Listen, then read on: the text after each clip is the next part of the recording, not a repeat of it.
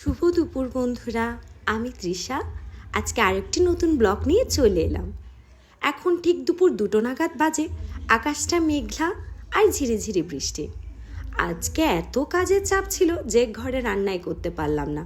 তাই রাজকে বললাম যে আজকে আসার সময় বাইরে থেকে খাবার নিয়ে আসবা। ও মা, ও দেখে এক কথাই রাজি। ও দেখলাম ওর জন্য চিকেন বিরিয়ানি আর আমার জন্য পছন্দের মাটন বিরিয়ানি নিয়ে আসলো। বিরিয়ানিগুলো খেতে ভালোই ছিল, তবে আর একটু গরম হলে আরও বেশি ভালো লাগতো। বিরিয়ানি গরম না হলে খেতে তেমন একটা ভালো লাগে না। ওই দুপুর 3টে নাগাদ বাজে লাঞ্চ করতে করতে খুব খিদে পেয়ে গেছিলো। তাও অনেক দিন পর বিরিয়ানি খেলাম। বাইরের খাবার মাঝখানে তেমন একটা খাওয়া হয়নি, তাই আজকে হঠাৎ করে যখন বিরিয়ানি পড়লো পাতে, ভালোই লেগেছে। খুব মজা করে খেলো।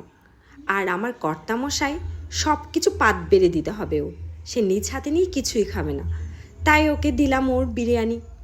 ও দেখলাম খুব মজা করে খেলো আজকে।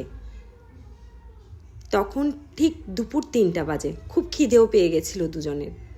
অনেক কাজ ছিল আজকে, তাই এত লেট হয়ে গেল খাবার খেতে খেতে। বিরিয়ানির সঙ্গে বড়হানি না হলে ঠিক জমে না। বাট আজকের বড়হানিটা তেমন একটা ভালো ছিল না টেস্ট। তাই রাজ আবার বললো আমাকে কোক দাও। ওই আমার মেয়ে আদ্যা, যার কথা না বললেই নয়। সারা দিন দুষ্টুমি, এটা না হয় সেটা। এখন তার আবার কার্টুন লাগবে। তার পছন্দ না হলে সে কার্টুনটা দেখবে না। সন্ধ্যা নেমে এলো। আমাদের এই সাইড দিয়ে সন্ধ্যার ভিউটা এত সুন্দর লাগে, আর সাথে তো মিষ্টি হাওয়া ফ্রি। সন্ধ্যার টাইমে আমার আবার চা না হলে চলে না। আজকে ঘরে দুধ বাড়ন্ত, তাই ওই লিকার চা দিয়েই কাজটা সেরে নিলাম। বাট লিকার চা তেমন একটা আমার পছন্দ না, তাও কি করব, ওই লিকার চা দিয়েই আজকের দিনটা গেল।